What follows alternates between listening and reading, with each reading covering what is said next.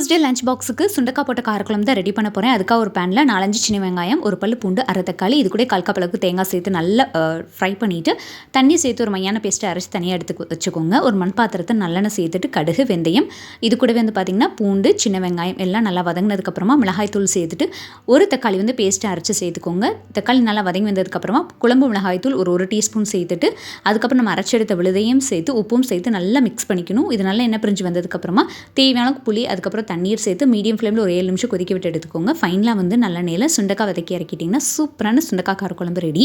கண்டிப்பாக ட்ரை பண்ணி பாருங்கள். அப்படி ஹோட்டல் டேஸ்ட்லேயே இருக்கும். லஞ்ச் கொஞ்சம் சிம்பிளாக இருக்கிறதுனால மார்னிங் பிரேக்ஃபாஸ்ட்டுக்கு பிரெட் மசாலா தான் ரெடி பண்ணியிருந்தேன். கொஞ்சமாக வெஜிடபிள்ஸ் சேர்த்து சூப்பராக ரெடி பண்ணியிருந்தேன். இதோட ரெசிபி வேணால் கமெண்ட் பண்ணுங்கள். கூடிய சீக்கிரமே ஷேர் பண்ணுறேன். நேற்று தலப்பாக்கட்டி ஸ்டைலில் முட்டை பிரியாணி ஷேர் பண்ணியிருக்கேன். இப்போ செக் அவுட் பண்ணி பாருங்கள். பசங்க லஞ்ச் பாக்ஸ்க்கு தயிர் சாதமும், ஹஸ்பண்ட் லஞ்ச் பாக்ஸ்க்கு ரைஸ் கூட கொஞ்சமாக தயிர் சாதம், அதுக்கப்புறம் காரக்குழம்பு, கோவக்காய் வறுவல், ஸ்நாக்ஸுக்கு முறுக்கும் நேந்திர சிப்ஸும் கொடுத்து விட்டுருந்தேன்.